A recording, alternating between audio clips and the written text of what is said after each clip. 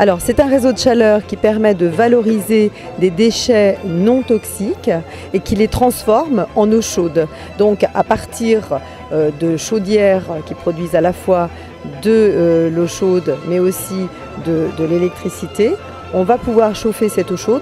85% de l'énergie de ce réseau de chaleur, de cette eau chaude, proviendra en fait de cette valorisation énergétique, donc totalement énergie renouvelable. C'est un projet qui est économiquement viable aujourd'hui grâce aux subventions de l'ADEME, grâce aux subventions de l'Europe également.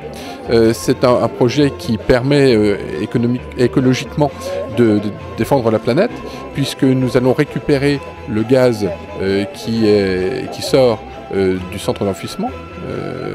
Et puis on récupère ce gaz-là et au lieu de le torcher et de chauffer l'air ambiant, eh bien on va chauffer de l'eau, on va faire de la vapeur, on va chauffer de l'eau qui va descendre dans des canalisations et qui va venir irriguer un certain nombre de bâtiments de ce quartier nord-est de Pont-à-Mousson, à savoir des bâtiments publics, le centre des sports en est un exemple, des bâtiments collectifs, et puis un certain nombre d'édifices, par exemple la maison de retraite Saint-François.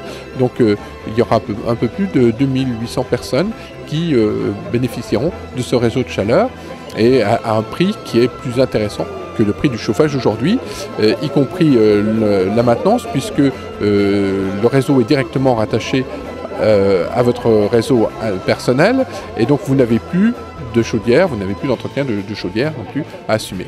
Permet d'économiser presque 3000 tonnes de CO2 par an. Et ça représente quand même 3 ans, en une année, on réduit déjà l'équivalent de 3 ans de circulation de l'ensemble des habitants de Pont-à-Mousson, si tous prenaient leur véhicule. Donc il y a l'école Pompidou, l'école Guilmer, c'est les ensembles d'habitations, donc les ILN du Pré-la-Tour, l'ensemble du parterre ici.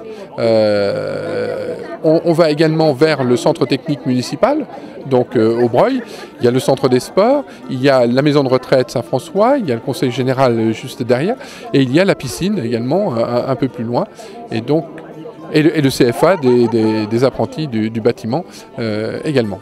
L'objectif, c'est de réduire dès le départ d'une dizaine de pourcents à minima donc les charges. Donc on est bien sur une rentabilité en tout cas pour les utilisateurs immédiate.